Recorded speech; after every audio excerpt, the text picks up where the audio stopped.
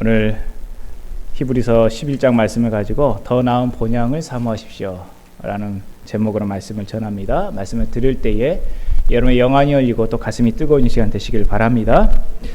우리 민족 고유의 명절 중 하나인 추석입니다. 아마 이 추석은 1년 중 가장 풍성할 때가 아닐까 그렇게 생각합니다. 그래서 더도 말고 덜도 말고 한가위만 같아라, 이런 이제 말도 있을 정도입니다. 추석을 맞아서 여러분의 가정에 기쁘고 좋은 일이 가득하기를 바랍니다. 아멘. 우리 특히 남성분들 추석 때 음식장만 하고 뭐 여러 가지 손님 접대하고 바쁘신데 우리 아내분들 많이 좀 도와주시길 바랍니다. 추석이 지나고 한 아파트에서 관리실에서 이렇게 좀 광고를 했습니다. 집에 못 쓰는 물건 있으시면 관리실 앞으로 좀 가지고 나오세요. 방송을 했습니다. 한참 후에 이제 밖에 나가봤더니 이 마누라들이 남편들을 데리고 다 밖에 나와 있는 거예요. 여러분, 이런 불상사가 없어야 되겠죠? 예. 이렇게 좋은 추석입니다만 안타까운 현실 하나는 갈수록 이 고향에 머무는 시간들이 줄어들고 있다는 그런 소식입니다. 한 조사에 의해 보니까 추석 연휴 동안에 고향에 머무는 시간이 이 10년 전보다 많이 짧아졌다고 합니다. 그래서 1박 2일이나 2박 3일 동안에 머물겠다라고 말하는 사람이 이제 더 많아지고 있고, 심지어 당일날 갔다 그냥 올라오겠습니다, 이런 사람들도 더 많아지고 있다는 거예요. 반대로 2박 3일 이상 그렇게 머물겠다는 것은 역시 또 수가 계속해서 줄어들고 있죠.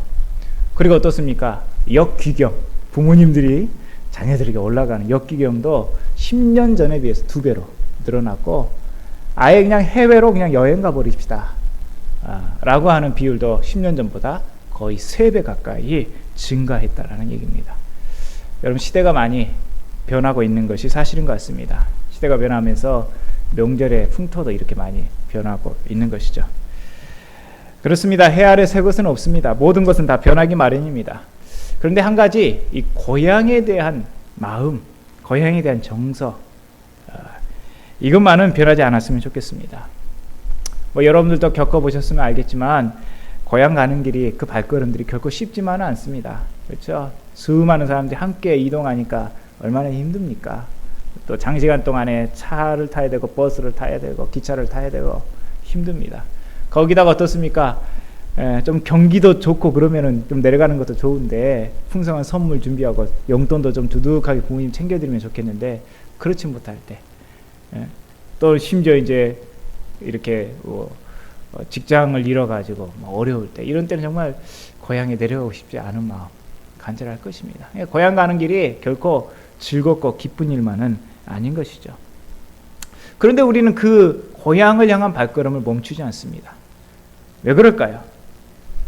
고향이기 때문이죠. 고향 하면 어떤 뭉클한 무엇인가가 있지 않습니까? 말로 어떤 설명할 수 없는 무언가가 있지 않습니까? 여러분, 외국에 나가게 되면요, 사람들이 다 애국자가 된다고 그래요. 왜요? 고향에 대한 그리움 때문에, 내 고국에 대한 그리움 때문인 것이죠. 고향을 떠난 사람들은 하나같이 어떻게 해요? 고향에 대해서 그리워하고 고향에 대한 애절함을 가지고 있는 것이죠.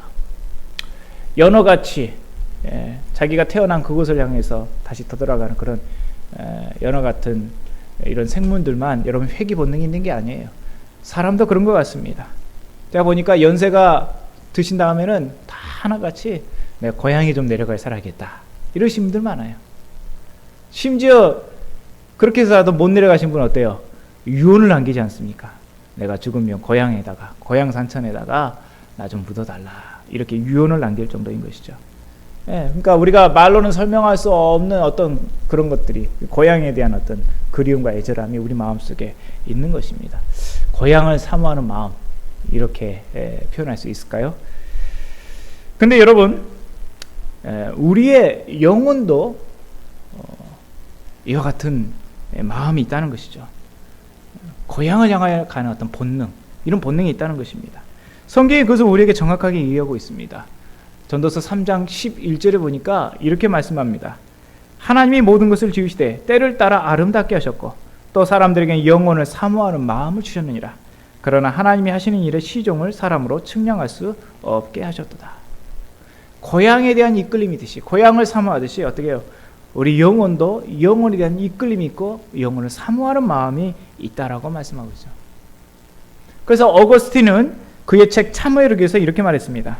하나님, 우리는 하나님을 위해 지어졌기 때문에 우리 마음이 하나님 안에서 안식을 얻을 때까지 쉼이 없습니다. 우리 마음이 하나님 안에서 무엇을 얻을 때까지요? 안식을 얻을 때까지 쉼이 없습니다. 우리 인생이 그런 것 같습니다. 정말로. 철학자 파스칼은 사람의 마음속에는 하나님이 채울 수 있는 빈 공간이 있다. 하나님만이 채울 수 있는 빈 공간이 있다는 거예요. 다른 무엇이 아니면 하나님만이 채울 수 있는 빈 공간.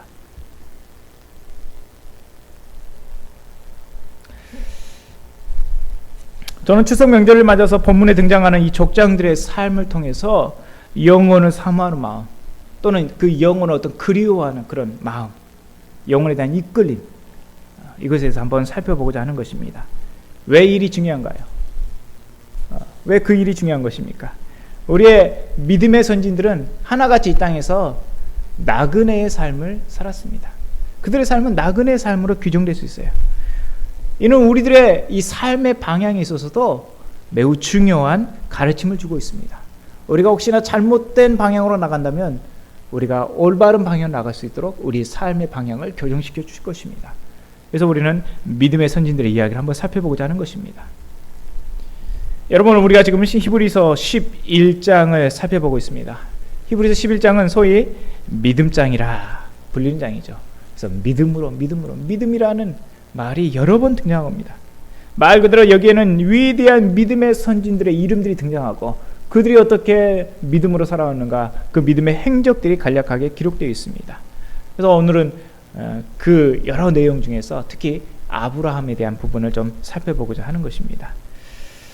먼저 한번 본문 8절을 한번 같이 보겠습니다. 8절 한번 같이 읽어보겠습니다. 믿음으로 아브라함은 부르심을 받았을 때에 순종하여 장래의 유업으로 받을 땅에 나아갈새 갈 바를 알지 못하고 나아갔으며. 예, 하나님께서 아브라함을 부르신 기록은 창세기 12장에 있죠. 아브라함이 바벨론 땅 갈대아 우르에 있을 때, 거기서 살고 있을 때, 거기서 아버지 집에 살고 있을 때 하나님께서 아브라함을 부르셨습니다. 부르시고는 떠나라고 말씀하셨어요. 그런데 특이한 것은 뭐냐면 떠나라고 말씀하셨는데 어디로 가라라고는 말씀하지 않았어요. 갈 목적지는 알려주지 않았다는 것이죠. 이 점이 특이합니다. 여러분 한번 상상해 보세요. 누군가 여러분에게 당신 떠나십시오 그랬는데 어디로 가세요 라고 말을 안 하는 거예요. 여러분 어때요? 미치고 환장할 노릇 아닙니까? 아니 떠나긴 떠나는데 어디로 가야 된단 말이야.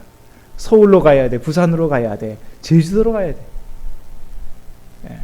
여러분 우리 인생이 이렇게 좌절하고 절망하고 넘어지는 게 뭡니까? 그런 우리가 가야 할 목적지가 없을 때 그러는 것이죠. 1952년에 플로렌스라는 여성 수영 선수가 있었습니다. 이 수영 선수가 영국과 이 프랑스 사이에 해협이 있죠. 이 도보 해협이라는 여기를 이제 수영으로 건너려고 도전을 했습니다. 근데 도전했다가 실패를 했어요. 실패하고 얼마 있다가 다시 도전을 해서 이번에는 성공을 했습니다. 그러자 기자가 이렇게 물었어요. 저번에는 실패했는데 이번에는 성공할 수 있는 비결이 무엇이었습니까? 물었더니 이 수영 선수 플로렌스가 이렇게 대답한 것입니다. 분명한 목표가 있었기 때문입니다. 먼저 번에는 육지가 보이지 않아서 목표를 잡을 수가 없었다는 거예요. 근데 이번에는 육지가 보여서 분명한 목표를 바라보고 열심히 수영해서 건널 수 있었습니다. 라고 대답했다는 것이죠. 여러분 이렇게 목표가 있다는 게 너무 중요합니다. 우리에게는 분명한 목표가 있어야 그것이 우리의 삶을 움직이는 삶의 원동력이 되는 것이죠. 근데 여러분 아브라함 뭐예요? 떠나라고는 명령을 받았는데 어디로 가라라고는 말씀해 주지 않았어요. 그럼에도 불구하고 아브라함은 어떻게 해요? 갔던 것이죠. 목표가 부재했음에도 불구하고 아브라함은 떠났던 것입니다. 이게 아브라함의 믿음이에요. 그래서 아브라함의 믿음은 칭찬받을 만한 것입니다. 어디로 가야 할지는 몰랐지만은 하나님의 말씀이기 때문에 떠났던 것이죠. 그랬더니 하나님께서 그의 믿음을 보시고 그의 앞길을 인도하시는 것입니다. 그의 가야 할 길을 인도하시는 것입니다. 한 걸음 한 걸음 한 발 한 발 인도하시는 것입니다. 이게 하나님의 인도하는 방식이라고 생각해요. 여러분, 우리에게도 이런 믿음이 필요합니다. 우리 어떻게 보면 하나님 앞에 기도할 때 쉽게 말하면 이런 기도 많이 하죠. 하나님, 앞길이 그냥 구말리처럼 확 열렸으면 좋겠습니다. 그냥 포장이 쫙 잘 돼 있는 이 뭡니까, 고속도로 같이 쫙 거침없이 그냥 앞길 갔으면 좋겠습니다. 이런 기도를 많이 하죠. 앞에 뭐 돌부르기 하나도 없기를 바라고, 어려움 하나도 없기를 바라고, 모든 일이 다 잘 되기를 바라고. 하나님께서 우리를 사랑하시기 때문에 그 기도에 응답하시지 않으시다는 거. 여러분, 좀 넌센스 같죠? 사랑하시기 때문에 응답하지 않는다는 거. 우리 하나님께서는 우리를 사랑하시기 때문에 우리에게 비포장도로를 허락하시는 것이죠. 굴곡이 있는 비포장도로. 가다가 돌부리에 넘어질 수 있는 그런 상황.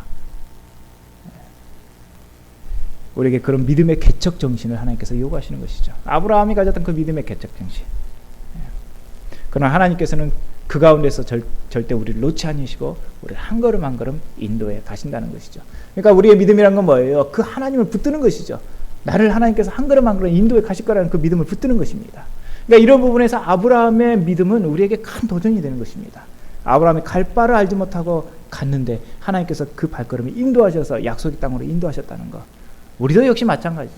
그때의 그 아브라함의 하나님이 지금의 우리 하나님이죠. 동일한 하나님이지 다른 하나님이 아닙니다. 역시 우리도 마찬가지인 것이죠. 내가 갈 바를 알지 못하지만 하나님께서 믿음으로 나아가는 내 발걸음을 인도해 가신다라는 것. 여러분, 그런 믿음의 개척 정신이 있으시기를 바랍니다. 9절을 보십시오. 9절도 함께 같이 읽어보겠습니다. 믿음으로 그가 이방의 땅에 있는 것 같이 약속의 땅에 거류하여 동일한 약속을 유업으로 함께 받은 이삭 및 야곱과 더불어 장막에 거주하였으니. 예, 여러분, 선뜻 이해가 안 되는 부분이 있을 것입니다. 이런 얘기입니다. 아브라함이 하나님의 인도를 받아서 도착하여서 살았던 곳이 어디입니까? 하나님이 약속하신 가나안 땅입니다. 하나님이 약속하신 땅입니다. 그런데 아브라함은 그 약속의 땅에서 이방인처럼, 타인처럼 살았다는 것이죠. 역시 그의 아들 이삭도 마찬가지고 손자 야곱도 그렇게 살았다는 것입니다. 왜 약속의 땅에서 그들이 이방인처럼 살아야 했을까요? 그것은 그것이 그 약속의 땅이 아직 그들에게 온전히 주어지지 않았기 때문인 것입니다. 이 약속의 땅이 이스라엘 민족에게 온전히 주어진 때가 언제입니까? 모세가 애굽 땅에 있는 자기 백성을 출애굽시키고, 그리고 여호수아의 인도로 어떻게 해요? 가나안 땅을 넘어서 그 땅을 점령하고 차지했을 때, 그때 비로소 그 약속의 땅이 온전히 이스라엘 백성들에게 주어지게 된 것이죠. 그러니까 지금 아브라함은 그곳에 살고 있지만 온전히 누리고 있지 못하는 것입니다.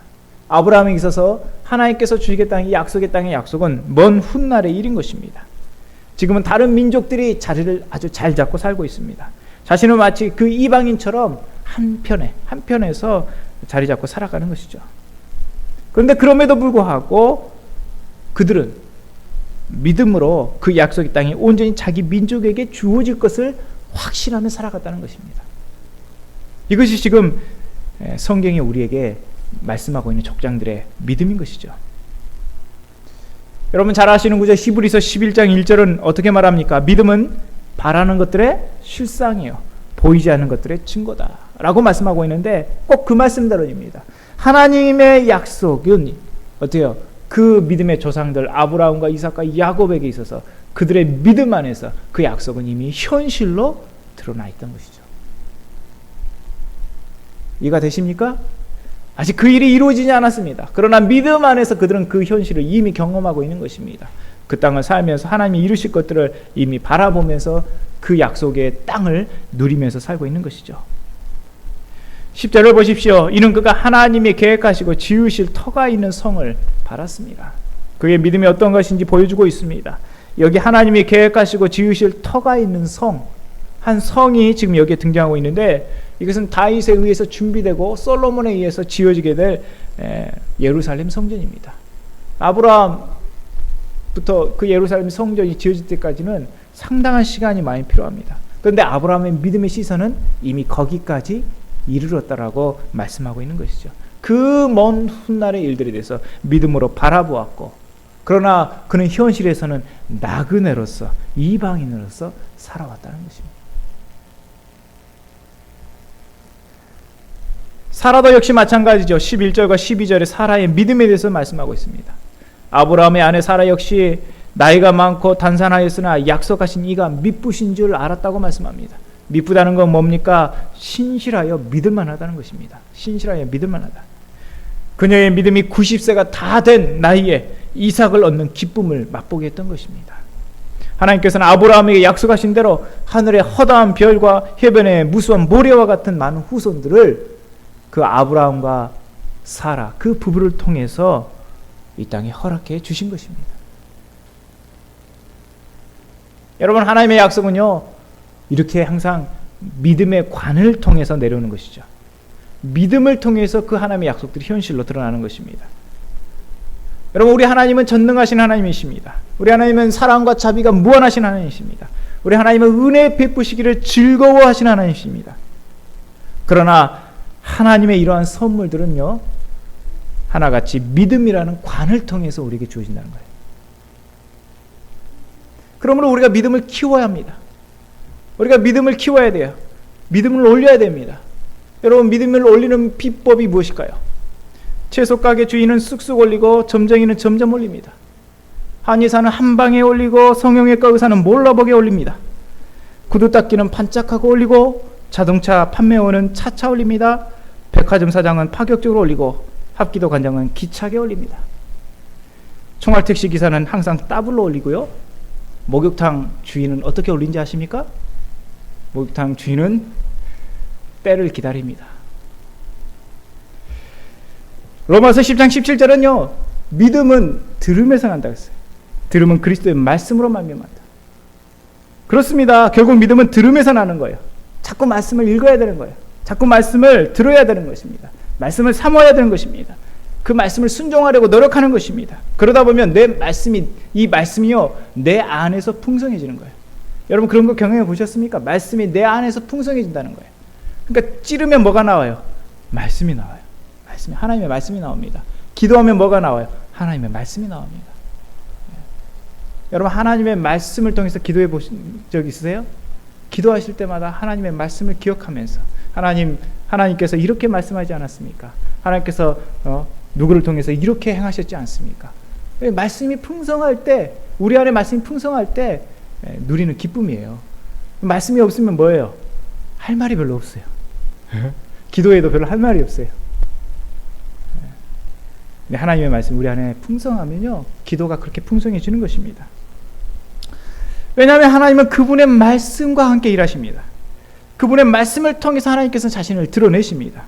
그분의 말씀을 통해서 하나님께서는 역사하십니다. 심지어 우리 하나님께서는요, 그분의 말씀에 제한을 받으십니다. 오해가 없어야 되겠습니다. 하나님께서 제한을 받으신다. 말씀에 제한을 받으신다는 말씀은요, 다른 말로 표현하면 하나님은 자신의 말씀을 반드시 지키신다는 거예요. 반드시 지킨다는 거예요. 그러므로 그분은 그분이 하신 말씀을 반드시 지킬 수밖에 없는 것입니다. 그러니까 반대로 말하면 결국 말씀의 제한을 받는 것이죠. 어떤 사람들은 하나님께로부터 오는 신비한 계시의 말씀을 바랍니다. 늘 어떤 직통적으로 오는, 막 하나님 갑자기 음성을 내한테 막 들려주길 바라고. 그러나 여러분, 분명히 아셔야 할 것은요, 하나님께서는 그분의 뜻과 또 그분의 모든 계획들, 또 그분 자신들을 무엇을 통해서 우리에게 말씀해 주셨어요? 성경을 통해서 말씀하셨다는 거예요. 무슨 말씀이냐면 우리 삶에 대한 어떤 큰 그림들, 우리가 살아가야 할 삶의 어떤 대원칙들, 이런 모든 것들이 우리 성경 안에 다 주어졌다는 거예요. 그래서 하나님께서는요, 그 성경을 통해서 우리에게 말씀하시는 거예요. 성경이 이렇게 말해놓고 하나님께서는 다르게 하시는 일이 없어요. 그분은 신실성 때문에, 그 말씀의 신실성 때문에 항상 그 말씀하신 대로 그렇게 행하시는 분이세요. 거기서 벗어날 일은 없습니다. 성경의 뜻과, 성경에서 말씀하신 뜻과 내게 말씀하신 하나님의 뜻이 다를 것입니다. 절대 다르지 않습니다. 이단의 특징은 뭐예요? 성경 분명히 이렇게 말씀하는데 이단들은 뭐예요? 하나님 나한테 이렇게 말씀하셨다는 거예요. 근데 둘이 딱 비교해보면 어떻게 해요? 성경하고 틀린 거야. 여러분, 어떻게 해야 됩니까? 뭐가 옳습니까? 당연히 성경이죠. 왜요? 하나님은 그렇게 여기서 이렇게 말하고 저기서 저렇게 말하는 이중 플레이 하시는 하나님이 아니세요. 그분은 그분의 성품상 그렇게 할 수가 없는 것입니다. 우리 인간은 뭐 좀 간사하지 않습니까? 어떤 사람이 이렇게 말해놓고는 어떤 사람이 저렇게 해가지고 이 사람이 이렇게 이로우니까 이렇게 말하고 저 사람이 저렇게 말하는 거 이로우니까 저렇게 말하고. 그러나 하나님은 그렇게 하시는 분이 아니세요. 그러니까 하나님은 항상 하나님의 말씀을 통해서 우리를 인도해요. 여러분, 우리 개개인의 하나님께서 매우 세심하게 우리를 다루시고 인도해 가시는데, 그런다 할지라도 하나님께서는 성경을 통해서 우리에게 말씀하신 그 어떤 큰 그림과 대원칙들, 이런 것에서 벗어난 법이 없습니다. 이것은 우리가 하나님의 뜻과 인도하심을 어느 정도 확신할 수 있다라는 증거인 것이죠. 어떤 분은 이렇게 와서 질문합니다. 목사님, 제가 사업에 투자를 하려고 했는데 이 사업에 투자하는 게 좋겠습니까? 저 사업에 투자하는 게 좋겠습니까? 저한테 물으러 와요. 목사님들께 많이 물으러 옵니다. 목사님들이 무슨 점쟁이 줄 아나 봐. 하나를 찍어달래. 근데 여러분, 그렇지 않습니다. 하는 사업이 하나님이 기뻐하시지 않는 일이거나, 또는 뭐예요? 하나님의 일을 하는 데 있어서, 하나님을 뭐 주의를 성수한다거나 하나님 이렇게 일을 섬기는 데 있어서 방해가 되지 않는 이상 어떻게 해요? 어떤 일을 하든 상관없는 거예요. 다 좋은 것입니다. 무슨 얘기냐면요, 이 일을 하든 저 일을 하든 중요한 것은 이 일을 하냐 저 일을 하냐 그게 중요한 것이 아니고, 이 일을 하든 저 일을 하든 중요한 것은 뭐예요? 그것을 어떻게 하느냐가 중요한 거예요. 그 사업을 어떻게 경영하느냐가 중요합니다. 그 사업을 뭐예요? 그냥 세상 사람들이 경영하듯이 그냥 적당히 세금도 다 띄어먹고 사람들 임금도 착취하면서 자기 뱃속만 채우면 그렇게 할 것이냐? 아니면 정말 말씀이 우리에게 가르쳐준 대로 하나님께서 뜻하신 대로 그 사업을 이룰 것이냐? 그것이 중요한 것이죠. 어떤 사람은 또 이렇게 말합니다. 목사님, 이 총각하고 결혼해야 됩니까? 이 아가씨하고 결혼해야 됩니까? 뭐 점쟁이 줄 아나 봐. 뭐 중매쟁인 줄 아나 봐. 여러분, 이 총각이든 저 아가씨든 마음이 동한 대로 하시길 바랍니다. 그러나 중요한 게 뭐예요? 이 사람을 택하든 저 사람을 택하든, 물론 그것도 중요하지만 보다 중요한 건 뭡니까? 어떻게 결혼을 하고 어떻게 결혼 생활을 할 것인가, 어떻게 한 가정을 이루게 할 것인가, 이게 중요한 거예요. 이거. 근데 많은 젊은이들이 이게 준비가 안 돼 있어요. 그래가지고 딸랑 그냥 이 사람이 좋을 줄 알고 딱 결혼을 했는데 뭐예요? 결혼하는 그 다음 날부터 뭡니까? 서로 그냥 티격태격 하면서 3차 전쟁이 날마다 일어나는, 뭡니까? 준비가 안 되어 있는 것입니다. 결혼에 준비가 안 되는 거예요. 하나님이 꿈꾸시는 가정, 어떤 가정인가? 준비가 안 되는 겁니다. 자기 인격이 준비가 되지 않아요. 그 사람을 받아들이고 용납하고 이해하고 사랑할 준비가 안 되는 것입니다. 그러니까 보다 더 중요한 건 뭐예요? 그런 준비를 하고 있는 것입니다. 내가 잘 준비하고 있으면 때가 되면 하나님께서 보내주신 것이고, 마음이 동하고 마음이 움직이면 그 일을 택하시면 되는 것입니다. 여러분, 좀 두리뭉실한 것 같지만 절대 그렇지 않습니다. 하나님은 우리에게 주신 이 말씀 성경을 통해서 그분의 뜻과 그분의 계획, 그분의 의도하시는 우리에게 알려주신 것입니다. 그럼 우리는 성경을 통해서 뭐예요? 우리 삶의 자세를 점검하게 됩니다. 우리가 어떻게 살아갈 것인가, 우리의 태도를 점검하게 됩니다. 그리고 우리가 나아갈 방향을 바르게 교정하게 되어 있는 것이죠. 하나님의 말씀인 것입니다. 그러므로 우리는 이 말씀을 어떻게 해요? 부지런히 읽고 부지런히 들어야 됩니다. 말씀이 우리 삶의 나침반이 되어서 우리를 옳은 길로 인도할 수 있도록 우리가 그 말씀 앞에 순종해야 되는 것입니다. 특히 이 기록된 말씀들을요, 여러분 꼭 실천해 보시길 바랍니다. 일종의 임상실험을 꼭 해보시라는 거예요. 임상실험. 하나님이 이렇게 말씀하셨는데 과연 그럴까? 과연 그렇게 될까? 한번 해보는 것입니다. 여러분, 작은 것부터 해보시기 바랍니다. 약속하신 바대로 그것이 이루어지면 어때요? 여러분의 임상실험은 성공한 거예요. 아, 내가 이렇게 했더니 하나님이 이렇게 하시네? 말씀대로 하나님께서 해주시네? 그러면 그 다음 뭐예요? 더 큰 일을 하는 것입니다. 또 그 일에 하나님께서 약속해 주시고 그 일이 성공적으로 성취가 되면 믿음의 담대함을 얻는 것입니다. 그러면 더 큰 믿음으로 나가게 되는 것이죠. 우리 믿음은 이렇게 한 단계 한 단계 커져가는 것이죠. 갑자기 그냥 막 계단을 막 10계단 이렇게 올라가는 법은 없어요. 한 계단 한 계단 한 계단 이렇게 올라가는 것입니다. 우리가 처음부터 하나님의 큰 축복을 바라는 것은 참 그것은 염치 없는 일입니다. 하나님의 축복은 믿음의 관을 통해서 온다는 거예요. 여러분 꼭 기억하시길 바랍니다. 그럼 어떻게 해야 돼요? 이 믿음의 관을 튼튼하게 만들고 이 믿음의 관을 활짝 크고 넓혀야 되는 거예요. 하나님 그 믿음을 통해서 역사하시는 것이죠. 그러나 이 믿음이 빈약하면 어떻게 해요? 하나님의 축복도 빈약하게 오는 것입니다. 만약에 믿음이 빈약한데 하나님의 축복이 과중하게 오게 되면 그건 뭐예요? 그건 오히려 축복이 아니고 우리에게 독이 될 수 있다는 것입니다. 그렇기 때문에 우리가 하나님이 주시는 것을 받을 만한 믿음이 우리에게 먼저 필요한 것입니다. 우리는 항상 뭐예요? 믿음보다도 축복을 바라길 원합니다. 그래서 제가 믿음의 관을 준비하십시오. 그러면 하나님의 축복이 여러분에게 옵니다 하면 여러분의 마음의 시선은 벌써 어디가 있어요? 하나님의 축복, 하나님 복을 나한테 많이 주셨으면 좋겠다 여기 바라지만 여러분 진정한 축복은 뭐예요? 믿음에 있는 것입니다. 믿음에 있는 거예요. 가장 큰 복은 무엇이냐? 믿음 그 자체인 것입니다. 믿음 그 자체가 가장 큰 복인 것이죠. 그럼 다시 한번 적장의 이야기로 돌아가 볼까요? 그들이 어떻게 이 믿음을 가장 큰 축복으로 여기며 살아가는가? 여러분이 창세기 말씀을 읽어보시면 알겠지만 아브라함과 이삭과 야곱 그들은 약속의 땅에서 이방인처럼 분명히 살았습니다. 그렇지만 그들은요 상당한 물질적인 축복을 받았어요. 그들은 거부였습니다. 아브라함 같은 경우에 보면 자기 조카 롯을 구하기 위해서 자기 집에서 길렀던 318명을 데리고 가서 싸워서 데려옵니다. 그때 당시는 이런 나라, 국가가 형성되지 않기 때문에 족장 체제지 않습니까? 그 족장에서 뭐예요? 전쟁도 하는 것이고 자급자족을 하는 것입니다. 그렇기 때문에 누군가가 뭔가 나에게 해를 준다면 맞서 싸워야 되는 거예요. 그러니까 많은 사람들이 필요한데 아브라함의 경우는 318명이나 됐어요. 자기 집에서 길리는 자가 얼마나 큰 부자였는지 우리는 알 수 있습니다.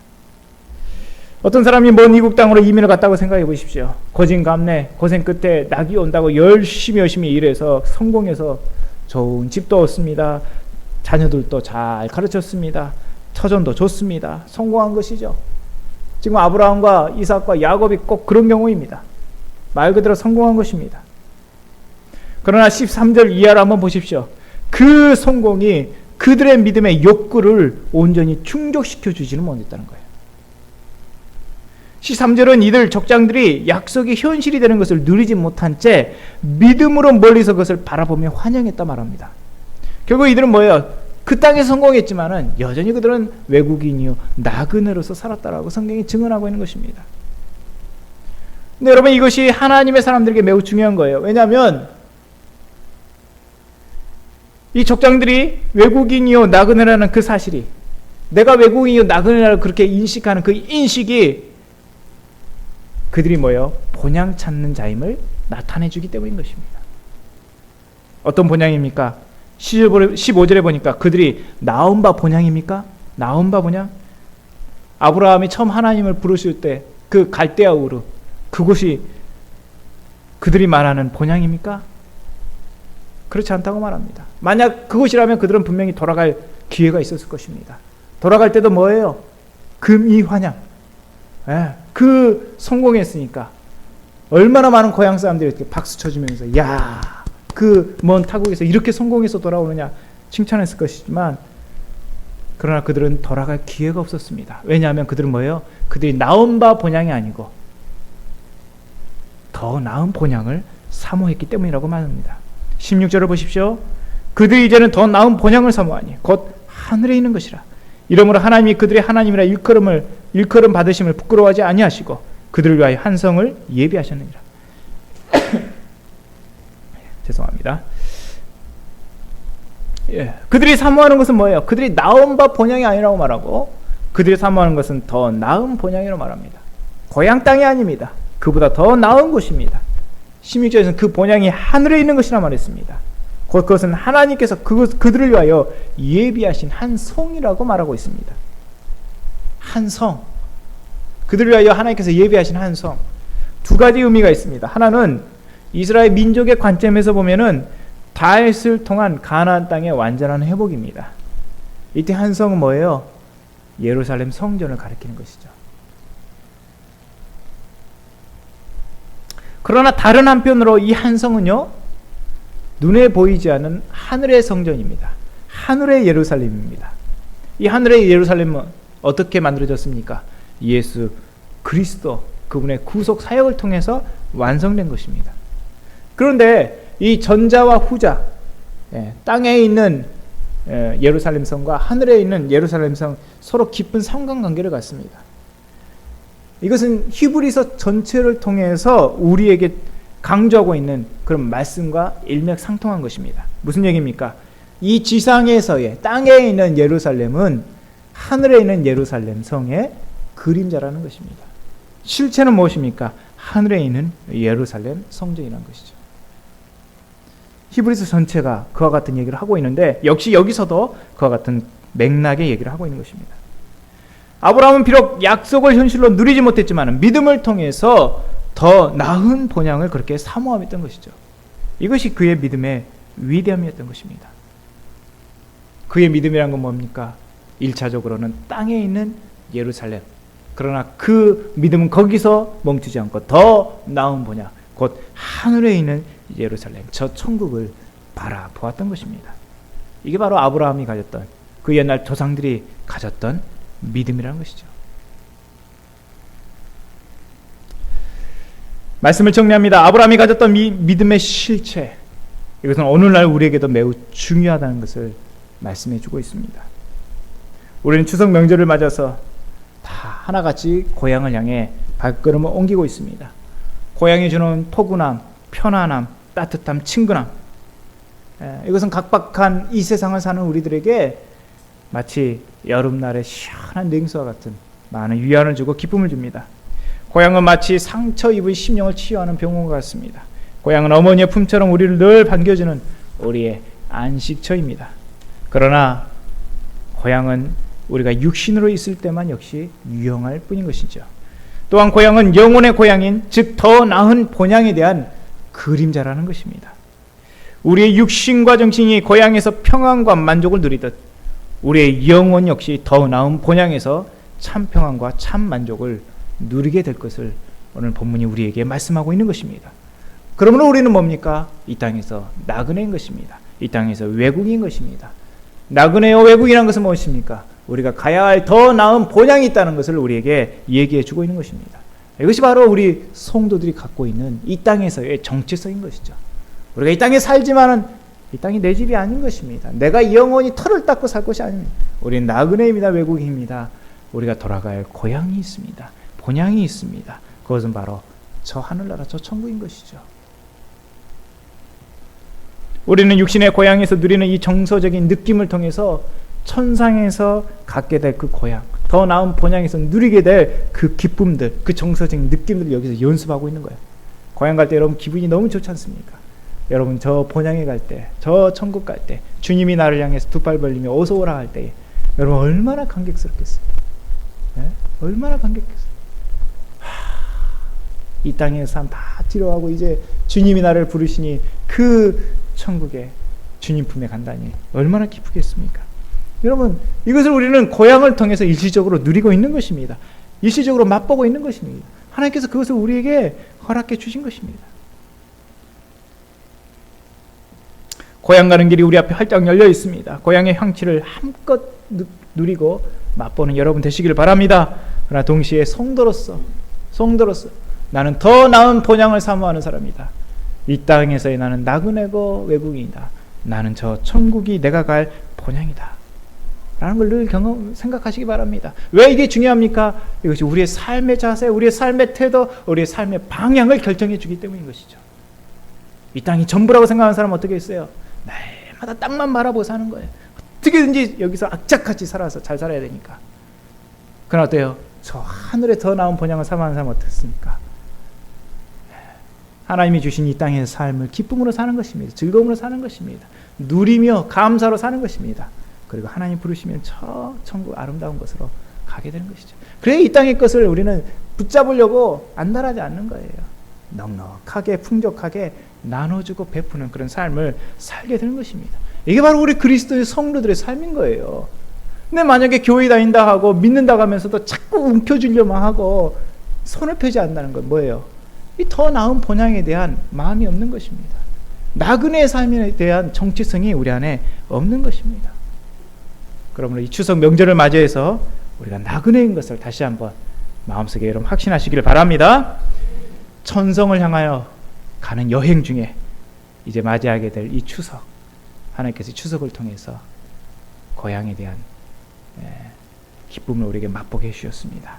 이제 여러분에게는 돌아갈 고향이 있습니다. 저 천국이 있습니다. 돌아갈 고향으로 가는 차편 꼭 여러분이 마련하시기를 바랍니다. 아멘. 기도하시겠습니다.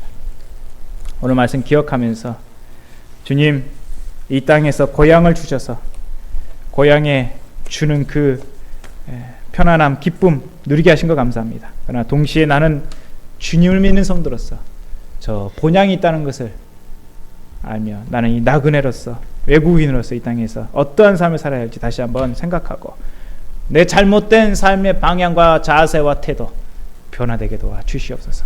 하나님 함께하여 주시옵소서. 한번 기도하겠습니다.